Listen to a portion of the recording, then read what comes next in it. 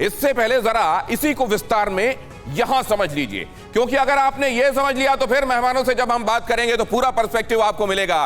Target number 1, जैसा मैंने आपको बताया, अब अगर आप ग्रेजुअली देखेंगे तो सब कुछ शिफ्ट होते होते 24 फरवरी से जहां पर बात शुरू हुई वहीं आकर खत्म होती हुई दिखाई देती है। ईस्टर्न यूक्रेन प्लान क्या है, जरा यहां फायर कीजिए और दिखाइए ईस्टर्न यूक्रेन में प्लान क्या है और मकसद क्या है।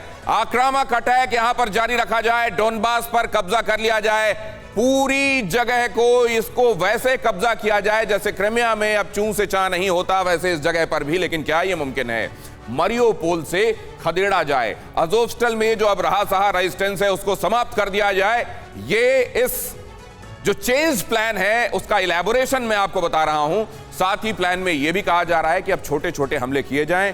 खार्किव और इजियम की तरफ से जो ग्राउंड लाइन ऑफ कम्युनिकेशन है उसको सिक्योर रखा जाए, वहां से ट्रूप्स को इधर आगे की तरफ बढ़ाया जाए, सेवेरोडोनेस्क की तरफ जाए, डोनेस्क और लुहांस्क की तरफ लाया जाए और इन जगहों पर पूरी तरह से कब्जा इंश्योर किया जाए। छोटे छोटे हमले बोलकर दक्षिण पूर्व की तरफ सेना को बढ़ाना, साउथ ईस्ट की तरफ मतलब नॉर्दर्न रीजन से और वेस्टर्न रीजन से अब कंसंट्रेशन एकदम हटाकर, जो कि हटा हुआ दिखाई भी देता है, लेकिन अब पूरे फोकस के साथ ईस्टर्न यूक्रेन को उसके हिस्से को अलग कर देना। टारगेट नंबर 3 यह भी कि दक्षिणी इलाके को ऐसे काटा जाना कि सी ऑफ अज़ोव और ब्लैक सी से भी अलग करके लैंडलॉक कर दिया जाए।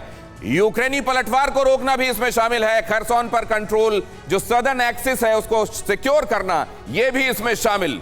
तो क्या वाकई ये प्लान चेंज हुआ है या यही था पहले से कि पहले जाओ, पूरे पर छा जाओ और पीछे आकर एक जगह पर कंसंट्रेट करो?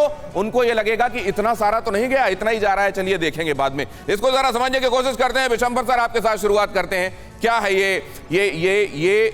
ये क्या प्लान ही है क्या? आइए सर इधर आ जाइए, क्योंकि इस इंफॉर्मेशन के साथ हम दर्शकों से बात करेंगे। आप भी आ जाइए सुमित झा, और यहाँ आप इधर आ जाएं सर, और सुमित आप मेरे बाएं तरफ आ जाएं। मैं आपसे ये समझना चाहता हूँ, लोग इसमें कंफ्यूज हैं।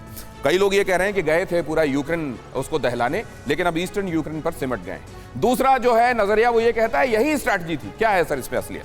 देखिए, पहली बात तो स्पष्ट है कि जो रशिया की स्ट्रैटेजी थी, आज जिस तरह से दुनिया के अंदर सारी इंफॉर्मेशन अवेलेबल है, अपने प्लान्स कंसील करना बहुत मुश्किल है। तो रशिया की जो स्ट्रैटेजी थी, रशिया को जो अचीव करना था, वो उसने बहुत अच्छी तरह से कंसील किया। और मैं समझता हूँ कहीं ना कहीं उनका यही इरादा था, क्योंकि कभी भी पूरे यूक्रेन को कब्जा करने का रशिया का इरादा नहीं हो सकता। आप अंदाजा लगाओ भारतवासियों कि कोई अमृतसर से लेके पटना तक, और क्या कोई देहरादून से लेके और भोपाल तक इतनी बड़ी टेरिटरी को 6 लाख स्क्वायर किलोमीटर को कब्जा करने की, उसको कंट्रोल में करने की आज की दुनिया में कोई सेना सोच सकती है? मैं नहीं समझता इतने मूर्ख हैं रशियंस। उनका इरादा स्पष्ट था।